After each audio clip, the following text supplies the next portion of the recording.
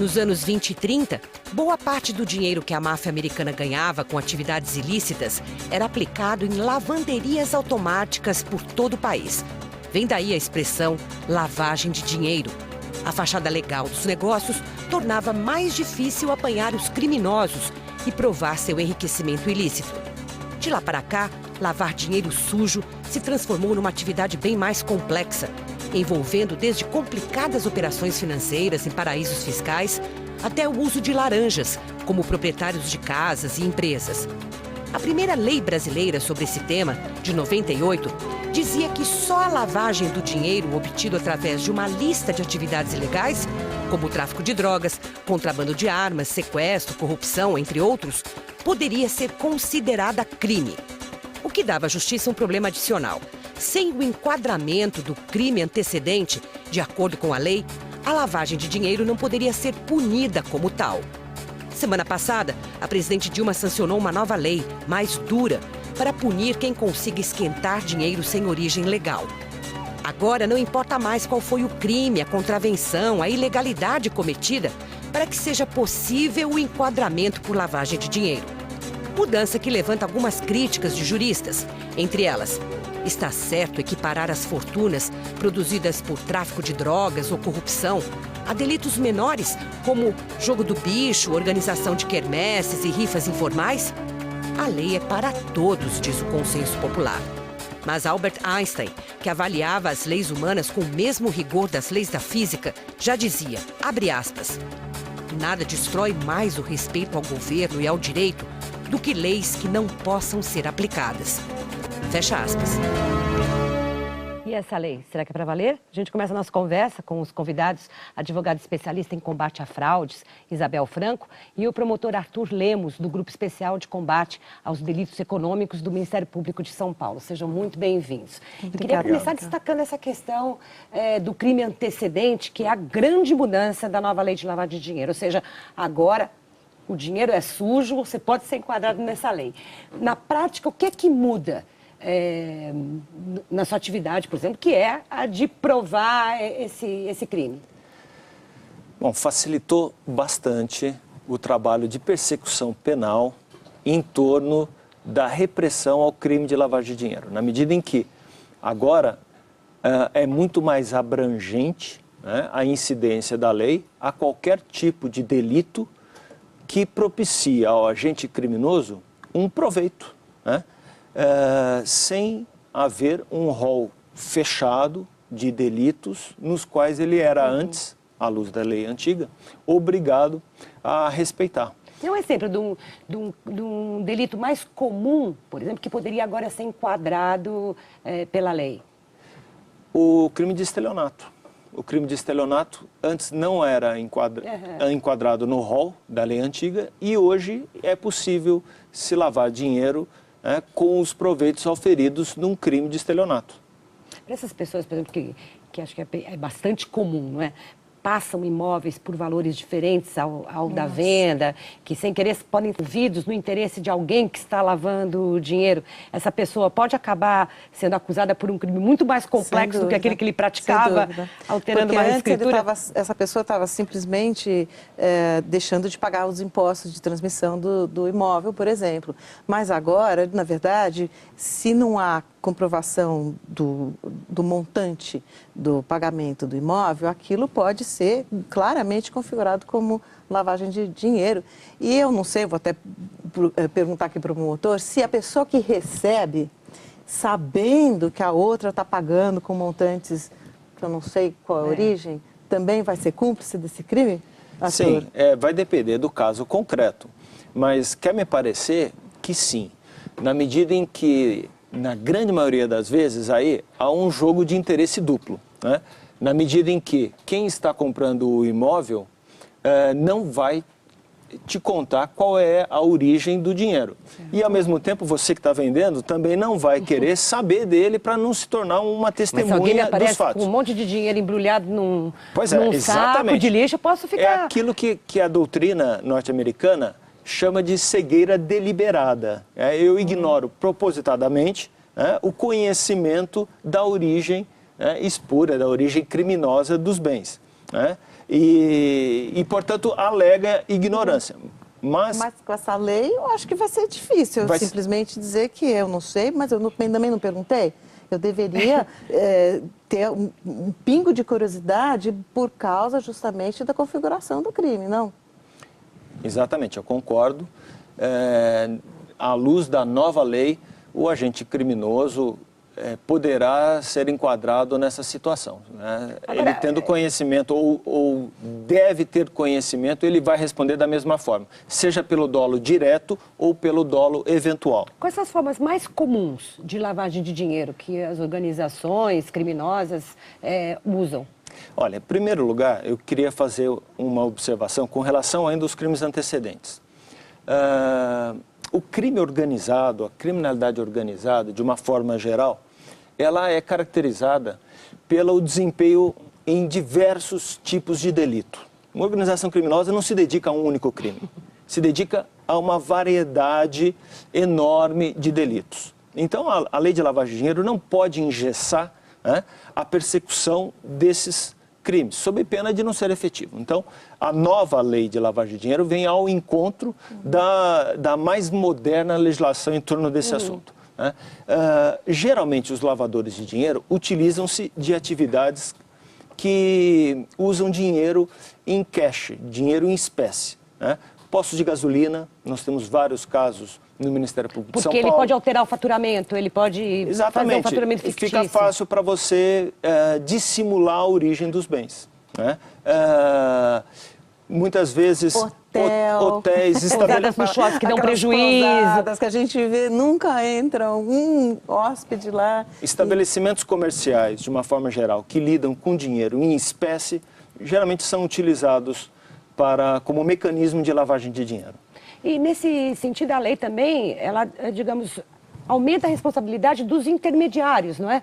Ou seja, quem souber que há uma operação de lavagem de dinheiro no meio do caminho pode ser também responsabilizado. A gente falava agora há pouco do comprador de imóveis, mas parece que o operador de bolsa que provoca um prejuízo falso ou um ganho falso, ou mesmo um agente imobiliário, ele também pode ser enquadrado ou ele é obrigado a avisar. O corretor, por exemplo, que algo está acontecendo. Essa compra e venda, ele sabe, ele sempre sabe. Sim, são duas situações distintas.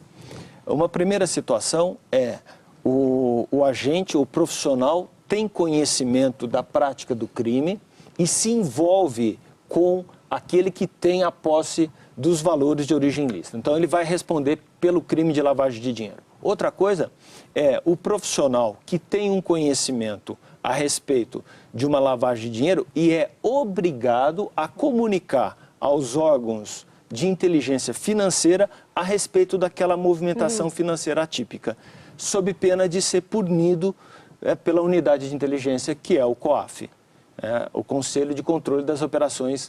Isso também ficou mais rígido na lei, não é? Isso. Mas já tem uma coisa que pega os advogados, né? Ou seja, um advogado que ajudar a fazer uma empresa offshore, ou uma empresa num paraíso fiscal, um advogado que souber de uma operação, tem que comunicar ao COAF também. Como é que fica a situação desse advogado? Aqui é interessante porque a lei, ela não é tão clara, ela não fala claramente no advogado, ela fala no consultor, mas logicamente o advogado é um consultor.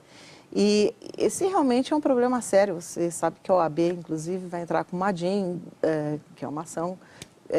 contestar a constitucionalidade, porque a nossa profissão, ela é regulada e ela tem a sua lei própria, que é o Estatuto dos Advogados, que fala claramente, dispõe que o advogado não pode revelar segredos dos seus clientes. E isso... Mas, de certa forma, um advogado que ajuda um empresário ou um fraudador ou blindar o patrimônio, a limpar seu resultado ilícito, né? Ele também não é um cúmplice. Ele é um cúmplice. Ou ele deveria ser punido ou ele deveria contar. Ele não pode ser alguém neutro para a lei, não? Esse advogado provavelmente já ganha o seu dinheiro, inclusive dentro dessas transações. Mas aqueles que agem corretamente, eticamente, muitas vezes ficam numa situação difícil, porque ele é procurado por um cliente que quer fazer uma economia fiscal.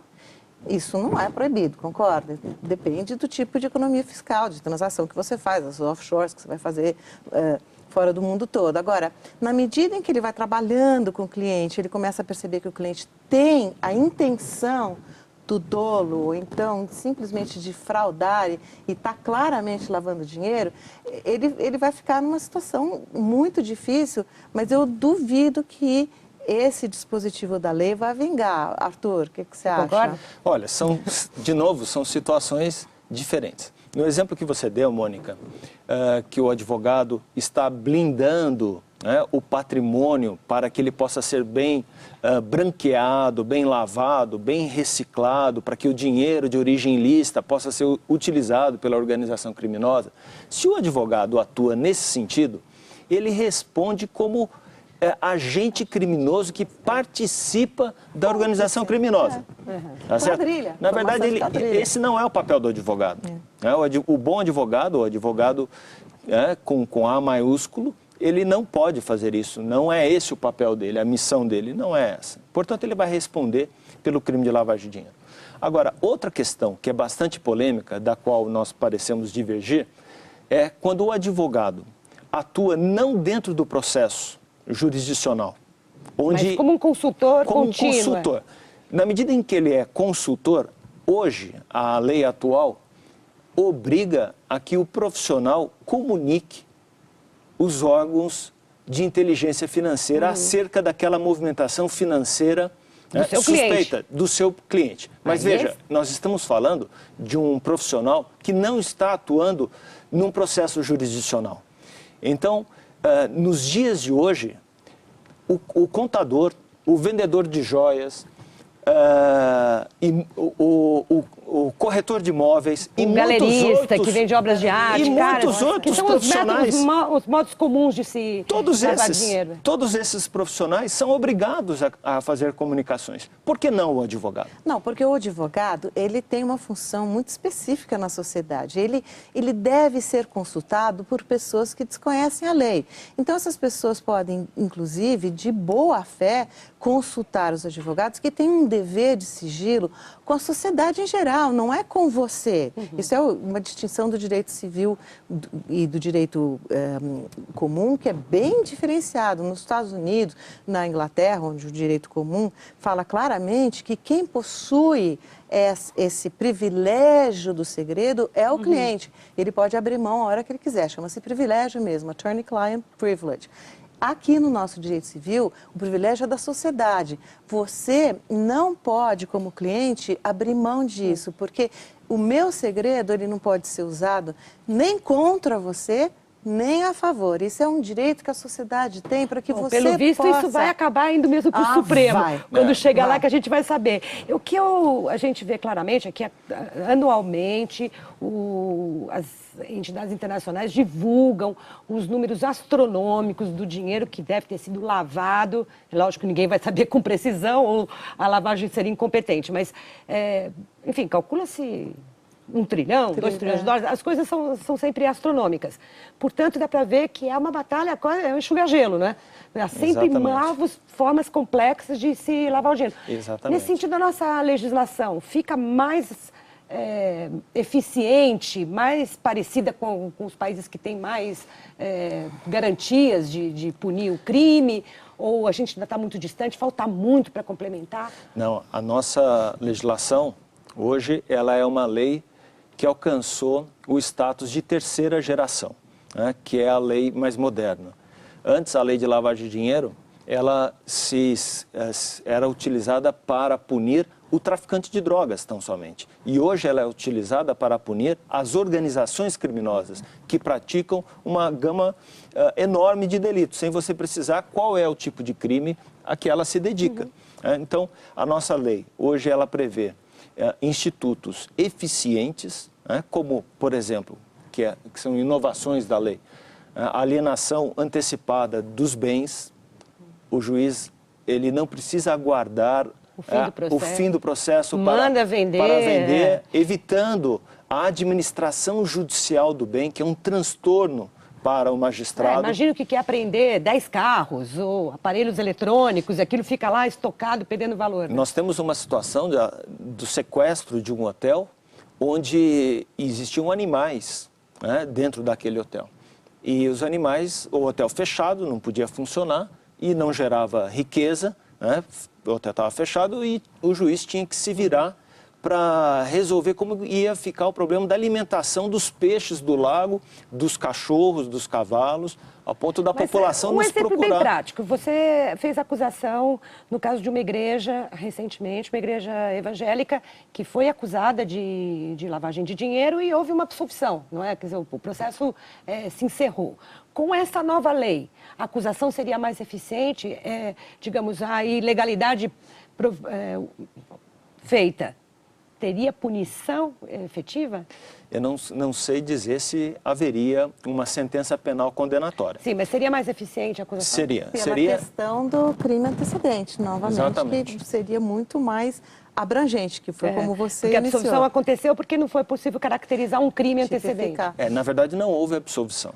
Né? Houve o trancamento da ação penal, em sede de habeas corpus pelo Supremo Tribunal Federal, por falta de um requisito que é fundamental, que é o princípio da tipicidade. O Supremo entendeu que não havia tipicidade.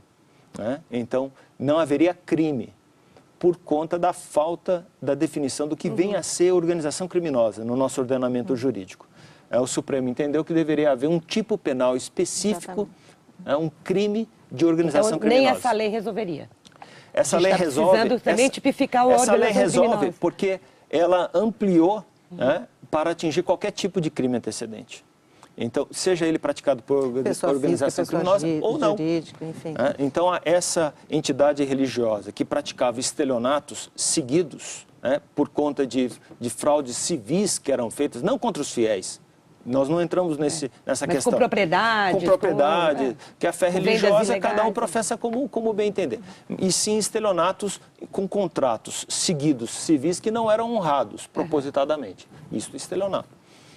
E o lucro dessas atividades foram dissimulados, o que gerou o crime de lavagem de dinheiro. Portanto, essa nova lei que já está em vigor, já alcançou a família do ex-presidente da Valec, já está em ação, já teve os bens sequestrados aí no valor de 60 milhões de reais, já pode ser aplicado nesse caso que todo mundo acompanha, o Brasil inteiro, do Carlos Cachoeira e suas conexões todas. A nova lei da lavagem do dinheiro, mais dura, mais ampla, vai ser mais eficaz para punir o esquema de Carlos Cachoeira, por exemplo, esse que a gente acompanha todos os dias pela CPI, pelos jornais. Tem mais mecanismo agora para eles serem punidos, todos os que participam da organização?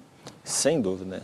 Eu não tenho nenhuma dúvida de que a lei de lavagem de dinheiro, dada a modernidade dela e dos instrumentos eficazes nela previstos, qualquer quadrilha, qualquer organização criminosa vai ter mais dificuldade para escapar. Quer dizer, amanhã ou depois o juiz pode decretar o sequestro de bens do Cachoeira, por exemplo, e a situação deve ficar bem mais complicada, inclusive, para fazer a sua defesa.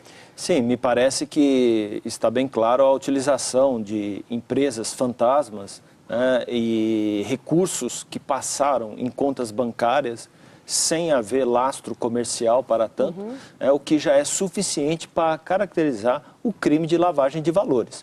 Isto possibilita não só a tipificação do delito, mas essas medidas de sequestro de bens, a venda antecipada dos ativos que foram adquiridos pela organização criminosa. Tem uma lei parada no Congresso que é justamente essa que, digamos, um projeto de criminaliza lei. A empresa, né? A empresa, em geral, são responsabilizados as pessoas, os donos, as pessoas físicas. O gerente, mas essa pessoa jurídica, que não pode, evidente, ser presa, mas tem que ter algum tipo de punição, não anda no Congresso. Por quê? O que diz essa lei? Olha, existe realmente a criminalização da empresa apenas aqui no Brasil, só em crimes ambientais.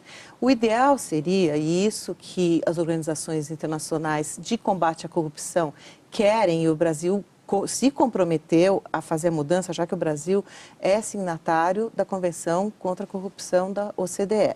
Então, ele tem obrigação, não é uma questão de... vai ficar parado lá no Congresso, mas com certeza... Uma hora vai ter que ser votado. Vai ter que ser votado. Agora, vai não vai criminalizar a empresa como as organizações internacionais queriam que o Brasil fizesse, mas vai, então, fazer com que a empresa seja responsável civil e administrativamente, certo?